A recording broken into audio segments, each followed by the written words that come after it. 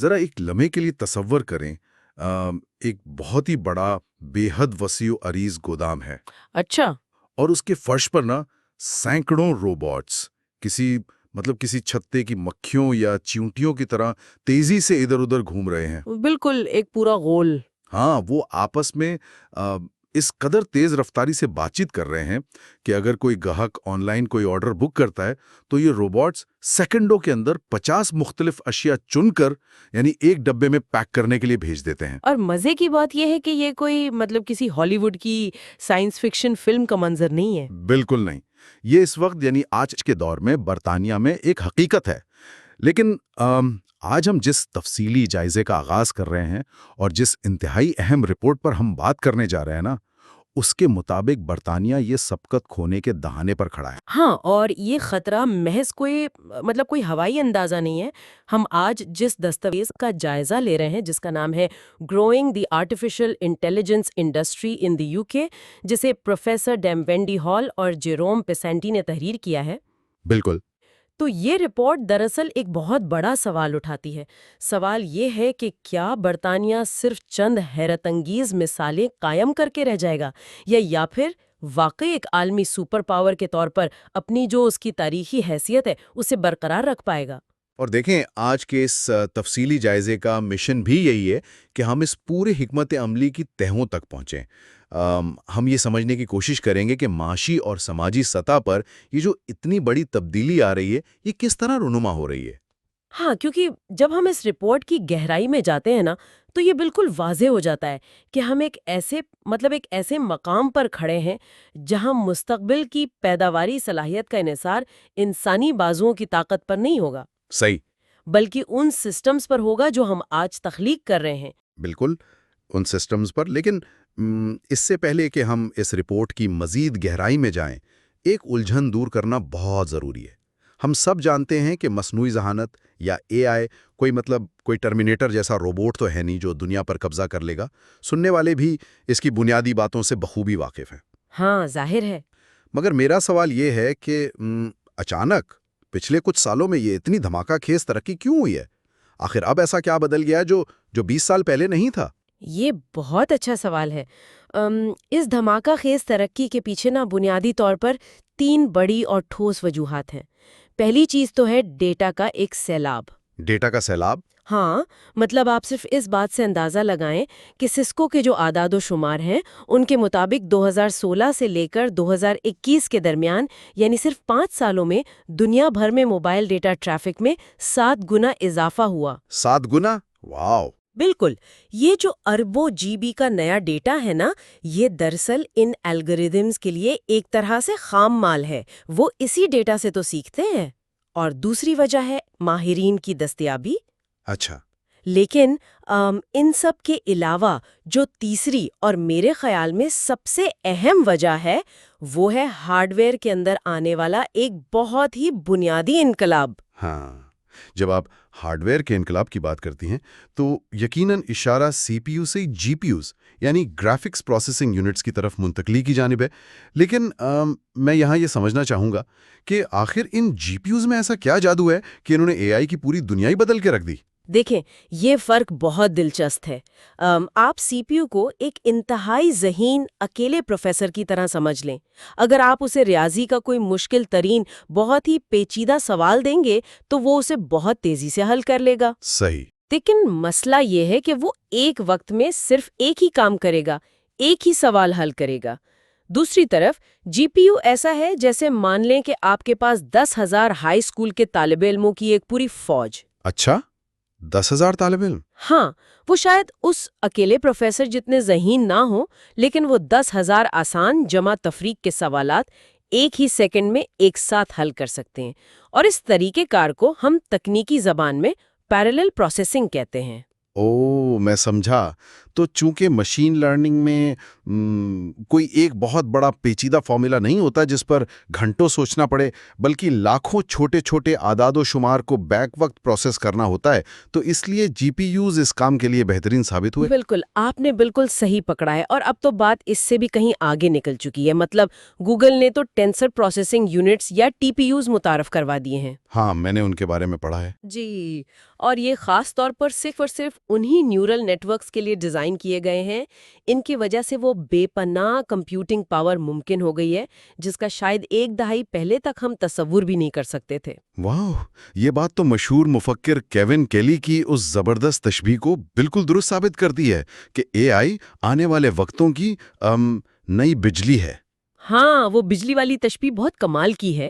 بالکل، مطلب جس طرح آج ہم دیوار میں پلگ لگاتے ہیں اور یہ نہیں سوچتے ہیں کہ بھئی بجلی کیسے آ رہی ہے، کہاں سے آ رہی ہے، بس وہ ہر چیز کو چلا رہی ہوتی ہے. ویسے ہی گوگل کا سمارٹ رپلائی آپ کی پرانی ای میلز کے پیٹرن سمجھ کر خود جوابات ٹائپ کر رہا ہے. صحیح بات ہے. یا پھر سائبر سیکیورٹی سسٹمز کو دیکھ لیں. وہ سیکنڈ کے 1000ویں حصے میں کسی بھی غیر معمولی ٹریفک کو پکڑ کر ہیکنگ ناکام بنا رہے ہیں. یہ سب کچھ بالکل خاموشی سے ہمارے پس منظر میں چل رہا ہے. اور اسی پس منظر میں چلنے والی طاقت کے جو معاشی اثرات ہیں نا، وہ اتنے بڑے ہیں کہ وہ روایتی صنعتوں کا پورا نقشہ ہی بدل رہے ہیں. وہ کیسے؟ مطلب کتنا بڑا اثر ہو سکتا ہے؟ دیکھیں، اس رپورٹ میں ایکسینچر کی ایک ریسرچ کا حوالہ دیا گیا ہے. ان کے مطابق 2035 تک مصنوعی ذہانت برطانیہ کی معیشت میں $814 بلین کا مطلب ایک ہوش ربا اضافہ کر سکتی ہے. $814 بلین؟ جی ہاں. یہ تو کوئی معمولی ہندسہ نہیں ہے. لیکن مجھے ان بڑے اعداد و شمار کو تھوڑا سا زمینی حقائق کے ساتھ جوڑنے کی عادت ہے. اگر ہم عام انسان کی زندگی کی بات کریں تو یہ کیسے اثر انداز ہوگا؟ چلیں اسے مختلف صنعتوں کے لحاظ سے دیکھتے ہیں. سب سے پہلے صحت یا ہیلتھ کیئر کے شعبے کو لیں. اس کا اثر محض اسپتالوں کے نظام کو تیز یا بہتر بنانا نہیں ہے. تو پھر کیا ہے؟ ہم دراصل بات کر رہے ہیں مریضوں کے بے تحاشا اور پیچیدہ ڈیٹا میں سے وہ باریک پیٹرن تلاش کرنے کی جنہیں شاید انسانی آنکھ کبھی دیکھ ہی نہیں سکتی. اس کا سیدھا سا مطلب ہے کسی بھی بڑی بیماری کی انتہائی ابتدائی تشخیص، اور یہاں تک کہ جو رپورٹ میں بھی اشارہ ہے کہ مستقبل میں آنے والی عالمی وباؤں کے قبلہ ز وقت پیشگوئی کرنا. یہ تو واقعی ایک انقلاب ہے. اور اگر آٹوموٹیو یعنی گاڑیوں کی صنعت کو دیکھیں تو رپورٹ کا ایک اور پہلو مجھے بہت چونکا دینے والا لگا. کون سا والا؟ اس میں ایک اوسط امریکن ڈرائیور کا ذکر ہے جو سالانہ 300 گھنٹے صرف اسٹیئرنگ ویل کے پیچھے گزارتا ہے. اوہ ہاں، 300 گھنٹے! بالکل. اگر ہم خود مختار گاڑیوں کے ذریعے یہ وقت بچا لینا تو یہ 300 گھنٹے انسانوں کو واپس مل جائیں گے. یہ تو ایسا ہے جیسے ہم انسانیت کو وقت کا ایک نیا تحفہ دے رہے ہوں. لیکن میں یہاں تھوڑا سا رکنا چاہوں گا اور ایک سوال پوچھنا چاہوں گا. جی پوچھیں. یہ سب باتیں، مطلب وبا کی پیشگوئی، ڈرائیور کے بغیر گاڑیاں، اربوں ڈالرز کی بچت، مالیاتی شعبے میں فراڈ پکڑنا، روبو ایڈوائس، یہ سب تو بہت شاندار پیشگوئیاں ہیں. لیکن کیا یہ محض مستقبل کے خواب ہیں؟ کیا واقعی آج کے دن میں کوئی ایسی چیز موجود ہے جو اس پیمانے پر اتنی کامیابی سے کام کر رہی ہو؟ ہاں، آپ کا شکوک میں پڑنا بالکل فطری ہے. لیکن یاد ہے ہم نے گفتگو کے بالکل آغاز میں جس گودام کا ذکر کیا تھا؟ اوکاڈو وہاں. بالکل، اوکاڈو نامی کمپنی. وہ اس کی ایک انتہائی شاندار اور موجودہ یعنی آج کی عملی مثال ہے. وہ بظاہر ایک آن لائن گروسری کمپنی ہے، لیکن انہوں نے لاجسٹکس کو جس طرح بدلا ہے وہ حیران کن ہے.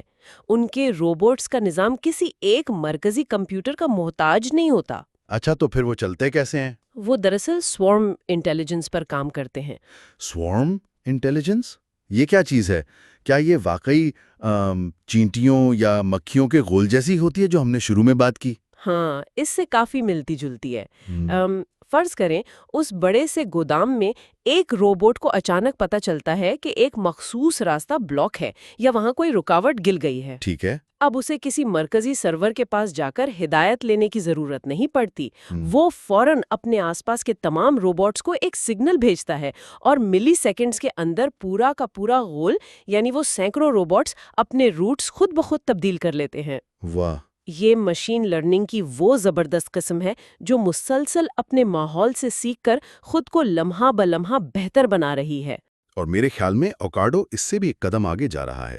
میں نے کہیں پڑھا ہے کہ وہ سیکنڈ ہینڈز کے نام سے ایک انسان نما مینٹیننس روبوٹ بھی بنا رہے ہیں، بالکل بنا رہے ہیں۔ جو صرف اندھا دھند کام نہیں کرے گا، بلکہ جو وہاں انجینئرز کام کر رہے ہیں ان کا باقاعدہ مشاہدہ کر کے ان سے سیکھے گا اور پھر ان کی مدد کرے گا۔ جی ہاں، اور یہ سب کچھ، یہ تمام تر جدت برطانیہ کے اندر ہو رہی ہے۔ اور بس یہی نکتہ، یہی بات مجھے ایک بہت بڑی الجھن کی طرف لے جاتی ہے۔ مطلب اوکاڈو جیسی برطانوی کامیابی ایک طرف ہے، لیکن جب بھی اے آئی کی بات ہوتی ہے تو ہمارا ذہن فوراً سلیکان ویلی، گوگل، مائکروسافٹ یا پھر آج کل چین کی طرف کیوں جاتا ہے؟ یہ ایک بہت اہم سوال ہے۔ مطلب کیا برطانیہ واقعی ایک بڑا کھلاڑی ہے اس ریس میں، یا یہ صرف چند اکا دکا مثالیں ہیں جن پر وہ فخر کر رہے ہیں؟ دیکھیں، اگر ہم تاریخ کی بات کریں نا، تو تاریخ اس حوالے سے برطانیہ کے حق میں بہت مضبوط گواہی دیتی ہے۔ اگر ہم بالکل بنیادوں پر جائیں تو مصنوعی ذہانت کا تو تصور ہی برطانیہ سے ابھرا تھا۔ Alan Turing? بالکل۔ 1950 میں ایلن ٹیورنگ کا وہ انتہائی مشہور مقالہ اور وہ ٹیورنگ ٹیسٹ، جس نے پہلی بار انسانیت کے سامنے یہ سوال اٹھایا تھا کہ کیا مشینیں سوچ سکتی ہیں؟ صحیح۔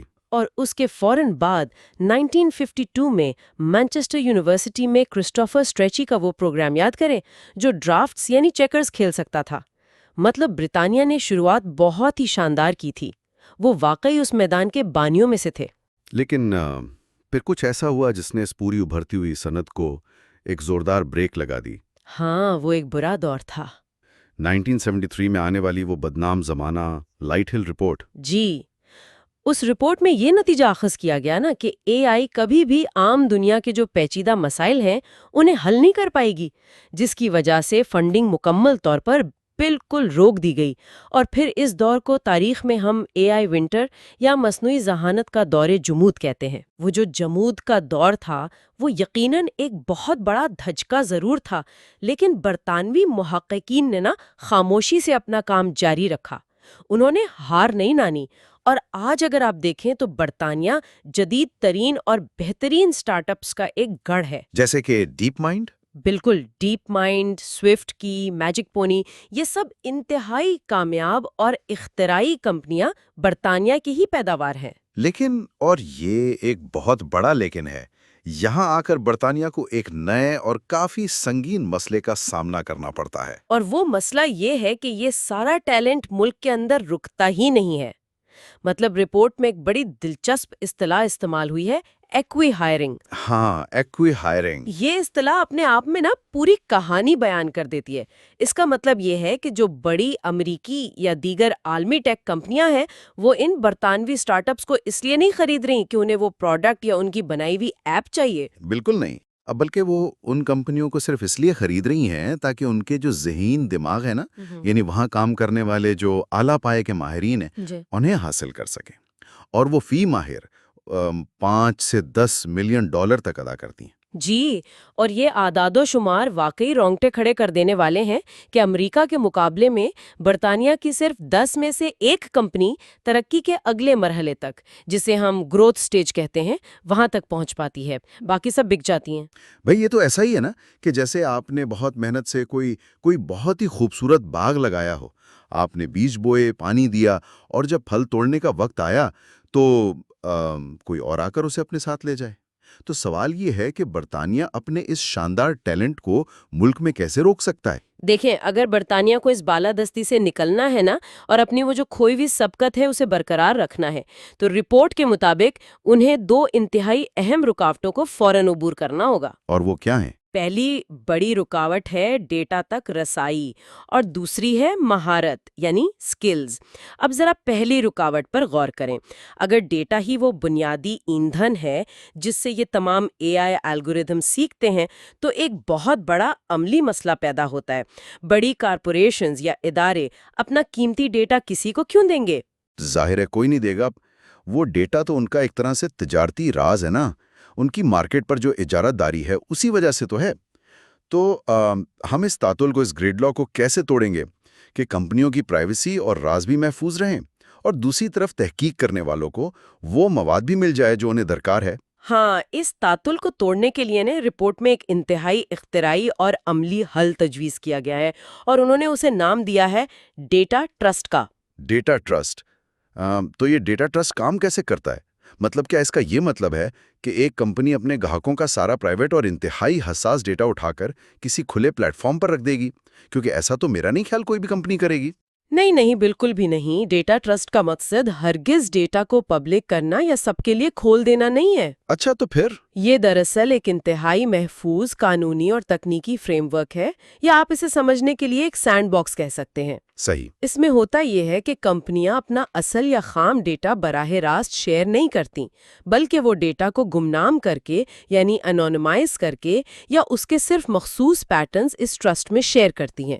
اس طرح ایک ایسا محفوظ اور کنٹرولڈ ماحول بنتا ہے جہاں مختلف محققین یہ دوسری چھوٹی کمپنیاں اس ڈیٹا سے فائدہ تو اٹھا سکتی ہیں، نئی ٹیکنالوجیز بنا سکتی ہیں، لیکن کسی کا تجارتی راز یا کسی بھی صارف کے پرائیویسی خطرے میں نہیں پڑتی۔ بالکل، یہ ایک باہمی اعتماد کا ماڈل ہے جس سے پوری انڈسٹری کو فائدہ ہوتا ہے، نہ کہ صرف کسی ایک بڑی کمپنی کو۔ یہ واقعی ایک زبردست اور درمیانی راستہ نکالا ہے انہوں نے۔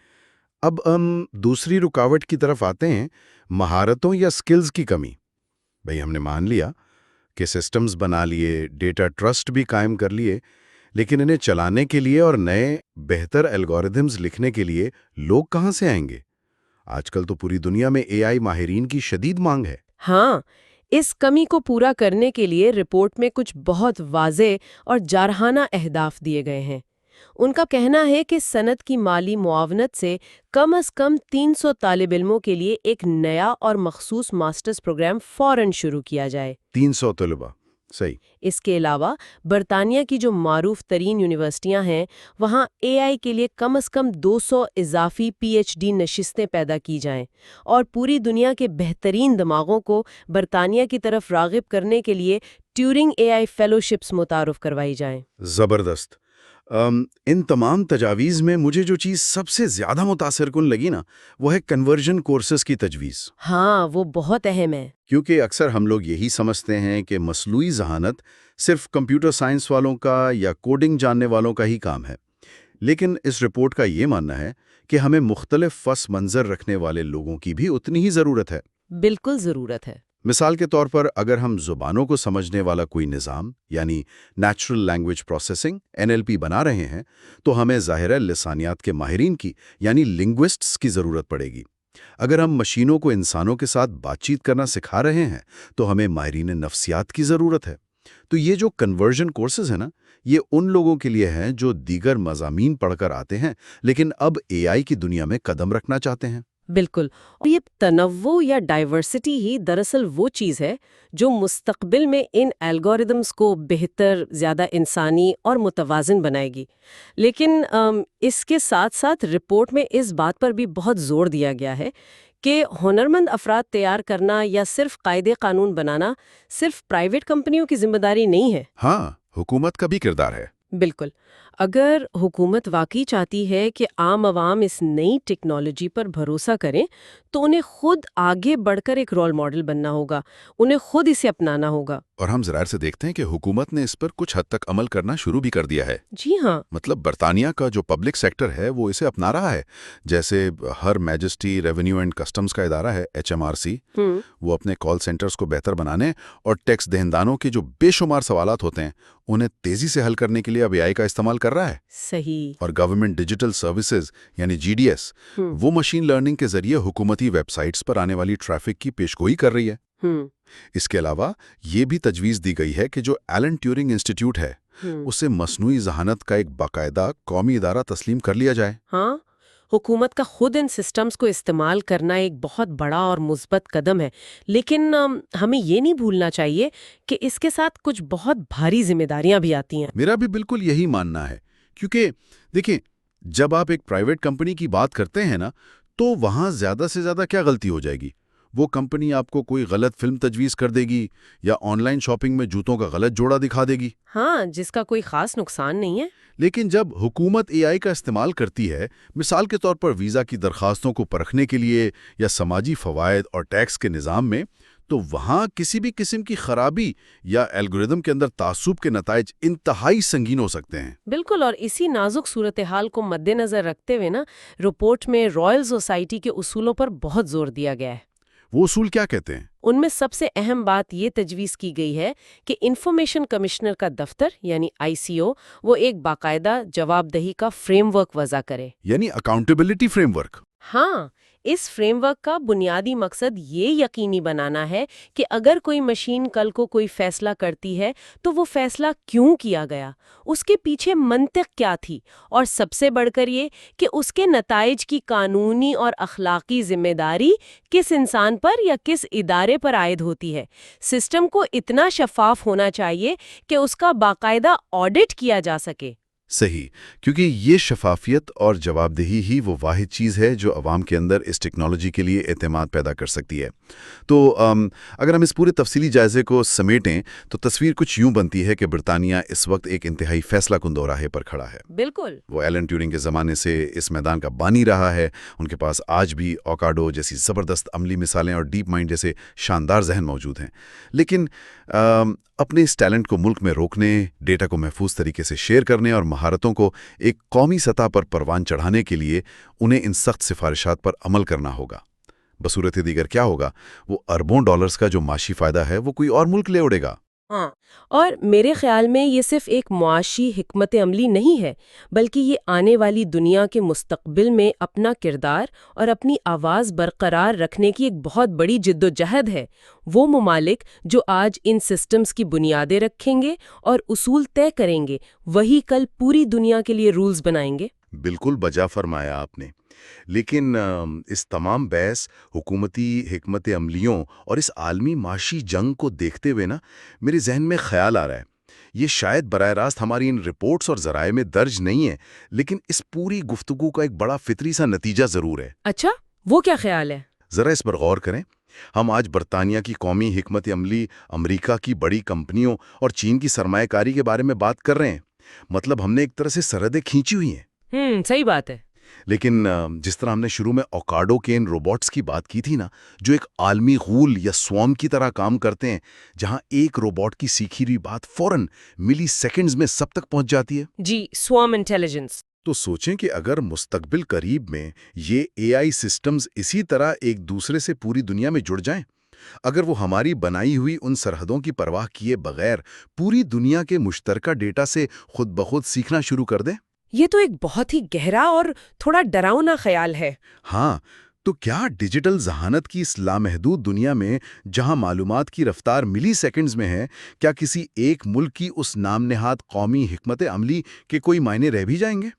یا یہ ٹیکنالوجی خود ہی ہماری بنائی ہوئی ان تمام جغرافیائی اور سیاسی حدود کو بالکل غیر متعلقہ اور بے معنی کر دے گی؟ یہ واقعی سوچنے کا مقام ہے۔ یہ وہ سوال ہے جو شاید ہمیں آنے والے کل کے بارے میں مزید گہرائی سے سوچنے پر مجبور کرتا ہے۔ ہمارے آج کے اس تفصیلی جائزے میں ہمارا ساتھ دینے کا بہت شکریہ۔ پھر ملیں گے۔